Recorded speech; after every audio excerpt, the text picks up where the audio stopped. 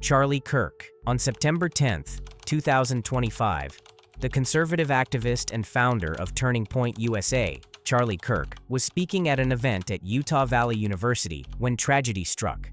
Gunfire erupted inside the hall, shocking hundreds of attendees who came to hear him address campus politics. Chaos followed as security rushed people out of the venue, and Kirk was hit fatally. The news reverberated nationwide within minutes, igniting both political and cultural firestorms. Within 48 hours, police arrested a 22-year-old suspect in connection with the killing. Authorities described the attack as premeditated, though the motive is still under investigation. Both supporters and critics of Kirk expressed outrage. Supporters condemned what they called an assassination of free speech, while even his opponents recognized the attack as a dangerous assault on political discourse. National headlines framed it as the most high-profile political assassination in decades. The aftermath is still unfolding. Vigils were held across the U.S., and debates erupted on whether political polarization is reaching a breaking point. Kirk's death has already reshaped conservative organizing, leaving Turning Point USA scrambling to fill a void at its top. Prosecutors are preparing their case, while the public watches closely, knowing the trial will test the balance between political ideology and violence in America. Dr. George Tiller. On May 31, 2009, abortion provider Dr. George Tiller was serving as an usher at his church in Wichita, Kansas, when he was shot in the head at point-blank range by anti-abortion extremist Scott Roeder. Tiller had survived a previous assassination attempt in 1993 and was one of the few doctors in the U.S. performing late-term abortions. Roeder was arrested the same day and later convicted of first-degree murder, receiving a life sentence without parole for 50 years. He admitted in court that he saw the killing as justifiable homicide, a chilling reflection of how extremist ideology could drive political violence. Tiller's murder sparked national outrage. Supporters hailed him as a symbol of courage in the face of relentless threats, while reproductive rights advocates saw his death as proof of the deadly consequences of extremist rhetoric. His clinic never reopened, and his name remains central to the fight over abortion rights in America. Dr. Barnett Slepian. On October 23, 1998, Buffalo area physician Dr. Barnett Slepian was standing in his kitchen when a bullet tore through his window, killing him in front of his family. Known for providing abortion services in upstate New York, Slepian had long been the target of anti-abortion extremists. His death sent shockwaves through the medical community. Federal investigators launched a manhunt for James Kopp, a radical anti-abortion activist nicknamed Atomic Dog. After fleeing overseas, Kopp was eventually arrested in France in 2001, extradited to the U.S., and sentenced in 2003 to 25 years to life. He later received additional federal sentences for related charges. Slepian's murder was part of a string of sniper-style shootings against abortion providers in the 1990s. By the way, I'm going to be posting a lot more interesting videos on the channel. I'll greatly appreciate it if you could show support by liking this video and subscribing to the channel. Thank you. Dr. Martin Luther King Jr. On April 4, 1968, civil rights leader Dr. Martin Luther King Jr. was standing on the balcony of the Lorraine Motel in Memphis, Tennessee, when a rifle shot ended his life at just 39 years old. King had come to Memphis to support striking sanitation workers, but his voice for equality was silenced in an instant. The image of his aides pointing toward the shooter's direction became one of the most haunting photographs of the 20th century. Within weeks, authorities captured James Earl Ray, a fugitive drifter. Ray pled guilty in 1969 to avoid the death penalty, but later recanted, sparking decades of conspiracy theories and investigations. Officially, Ray remains the assassin, but questions about possible wider plots still linger. King's family, in fact, publicly expressed doubt that Ray acted alone. The aftermath was seismic. Riots exploded in more than 100 American cities, and King's assassination pushed Congress to finally pass the Fair Housing Act of 1968. His death cemented him as a martyr of the civil rights struggle, and every year Americans commemorate his legacy on Martin Luther King Jr. Day, a reminder of the cost of fighting for justice. Malcolm X. On February 21, 1965, human rights activist Malcolm X was delivering a speech at the Audubon Ballroom in Harlem, New York, when multiple gunmen rushed the stage. In front of his wife and children, Malcolm was shot 21 times, collapsing before a horrified crowd. He was only 39 years old, at the height of his influence after breaking with the Nation of Islam and advocating a more global fight for human rights. Thomas Hagen, a member of the Nation of Islam, was caught at the scene and later convicted. Two others, Muhammad Aziz and Khalil Islam, were also convicted, but their names were finally cleared in 2021 after new evidence revealed their wrongful convictions.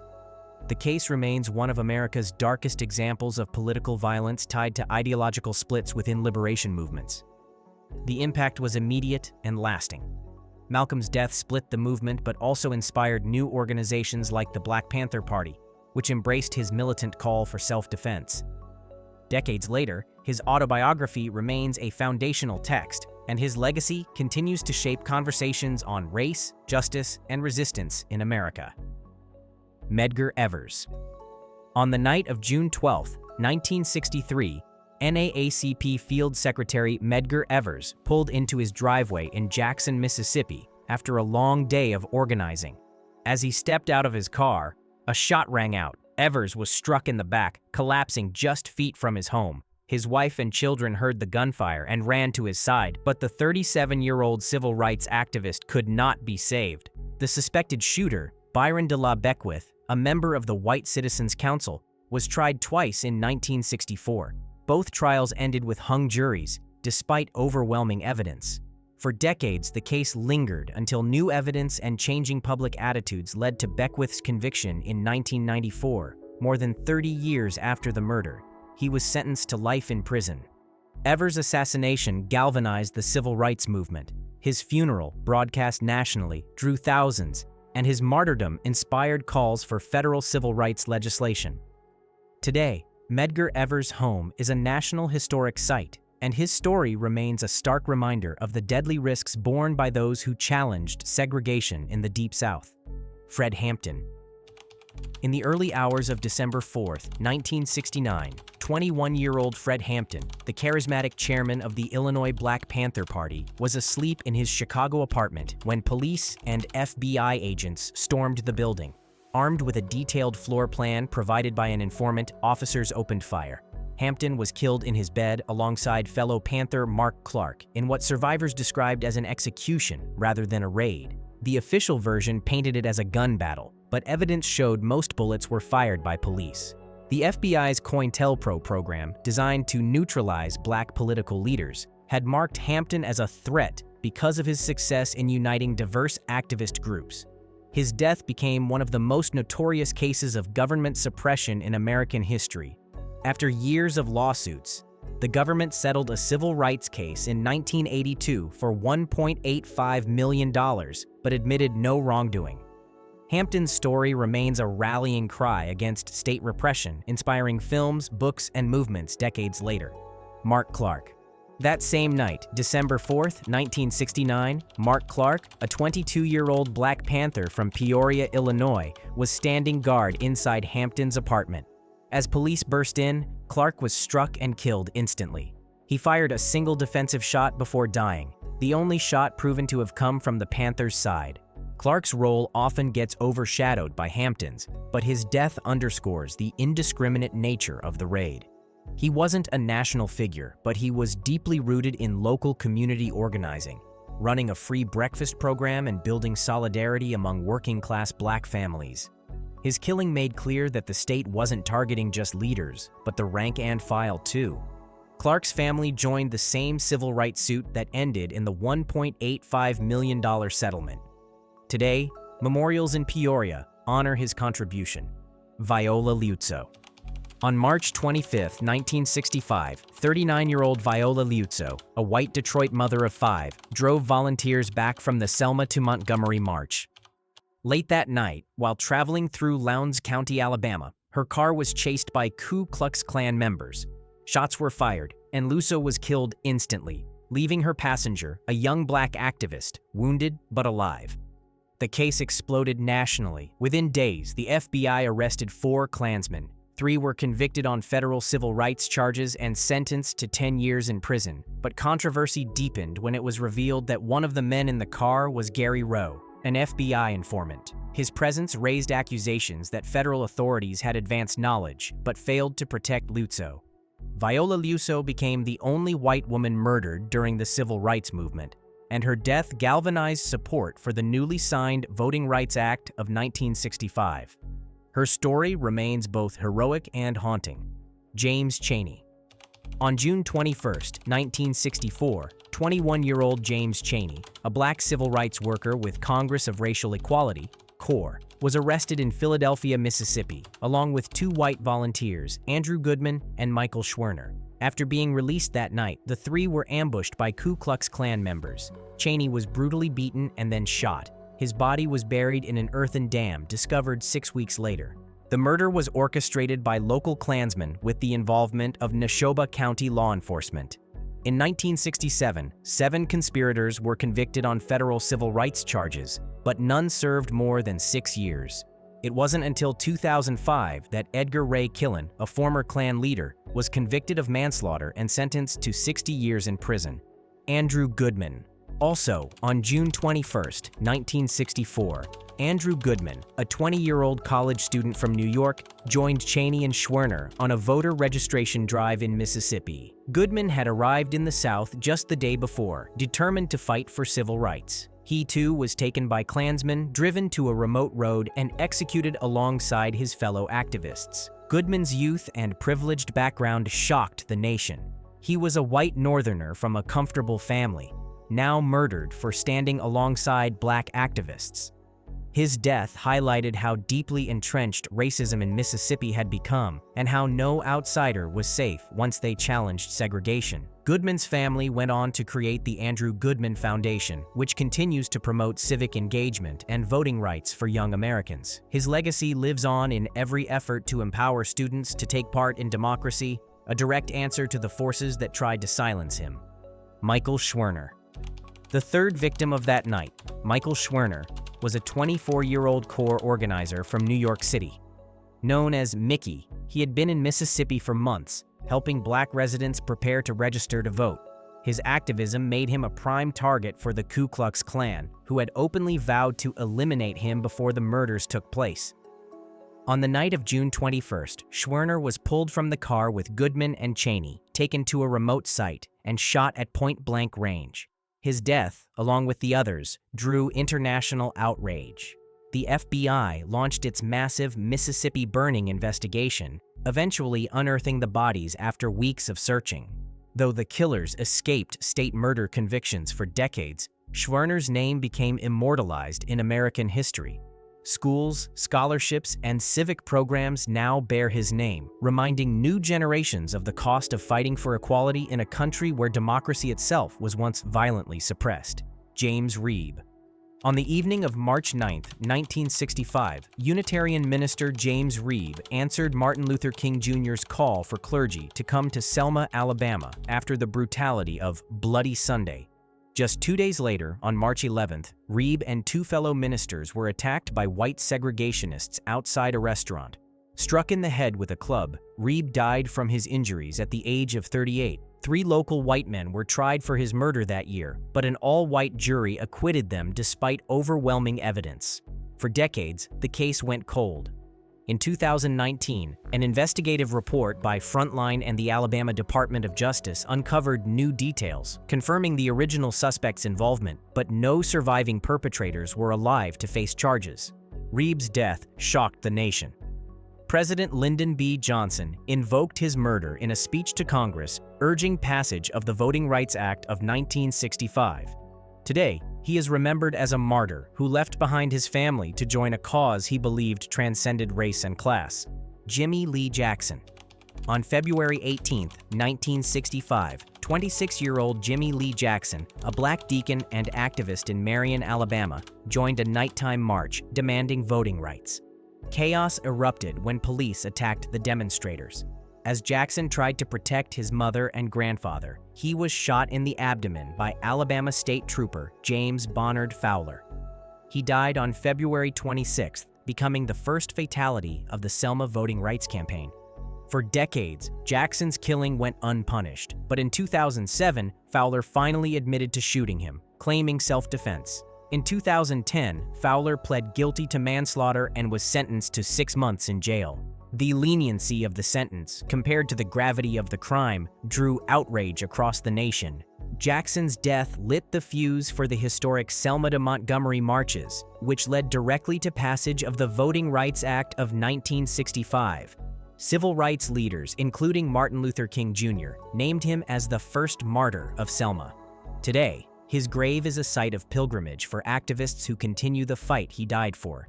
Harry and Harriet Moore.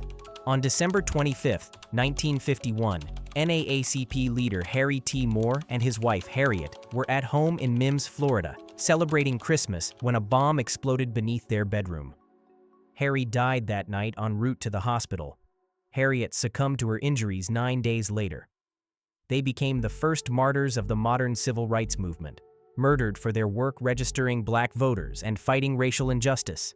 The FBI quickly suspected the Ku Klux Klan, and later investigations identified 4 Klan members as prime suspects. All died before they could be tried, and the case officially remains unsolved. The Moore's assassination exposed the depths of racial terror in Florida, shocking the nation even as many Southern officials tried to bury the story. Their deaths galvanized the movement in the South. Harry and Harriet Moore are now honored at the Harry T. and Harriet V. Moore Cultural Complex in Mims. Edwin Pratt. On January 26, 1969, civil rights leader Edwin T. Pratt, executive director of the Seattle Urban League, was shot dead on the porch of his Shoreline, Washington home. Just 38 years old, Pratt had been instrumental in desegregating schools and pushing for equal housing in Seattle. His murder stunned the Pacific Northwest, which had largely avoided the bloodshed seen in the Deep South. Despite intensive investigations, no one was ever convicted. Witnesses described 2 men fleeing the scene, but leads went cold.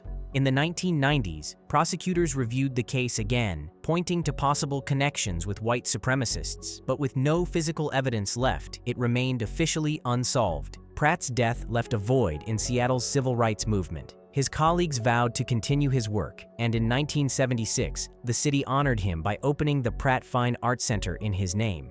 Alan Berg. On June 18, 1984, Denver talk radio host Alan Berg was gunned down in the driveway of his home. Known for his fiery, confrontational style and outspoken critiques of white supremacists and anti-Semites, Berg had become a thorn in the side of extremist groups. That night, members of the neo-Nazi group The Order ambushed him with a MAC-10 submachine gun. Federal prosecutors charged several members of the Order under racketeering statutes, convicting them of civil rights violations related to the murder. However, no one was ever convicted of Berg's killing directly under state law. The case highlighted the violent threat posed by domestic extremist groups in the 1980s. Berg's assassination inspired cultural works, including the novel Talk Radio by Eric Bogosian, later adapted into an Oliver Stone film. Today, his murder is remembered as one of the first high-profile assassinations by far-right extremists in modern America. Alex O'Day. On October 11, 1985, Alex O'Day, the West Coast director of the American Arab Anti-Discrimination Committee, ADC, arrived at his office in Santa Ana, California. As he opened the door, a pipe bomb exploded, killing him instantly. O'Day had been a vocal advocate for Palestinian rights and had recently appeared on television defending U.S.-Arab relations. The FBI immediately suspected members of the Jewish Defense League, JDL. 3 men fled to Israel shortly after the killing, and their names surfaced repeatedly in federal investigations. To this day, no one has been prosecuted, though the FBI has labeled the case an active domestic terrorism investigation. O'Day's murder sent shockwaves through Arab American communities.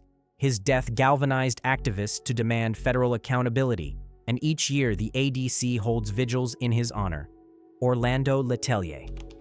On September 21, 1976, former Chilean diplomat Orlando Letelier, a fierce critic of dictator Augusto Pinochet, was driving through Washington, D.C. when a car bomb tore through his vehicle. Letelier and his colleague Ronnie Moffett were killed instantly, making it one of the most brazen acts of foreign-sponsored terrorism ever committed on U.S. soil. The investigation quickly pointed to Dina, Chile's secret police working with anti-Castro Cuban exiles. Several operatives, including Michael Townley, were convicted in U.S. courts. Years later, high-ranking Chilean officials were also implicated, tying the murder directly to Pinochet's regime. Letelier's assassination outraged Congress and strained U.S.-Chile relations for years. A memorial now stands at Sheridan Circle, near the site of the bombing. Do you think I missed any names that should be on the list? Please mention in the comments. And if you enjoyed this video, I'm going to be posting a lot more interesting videos on the channel. I'd greatly appreciate it if you could like and subscribe. Thank you very much.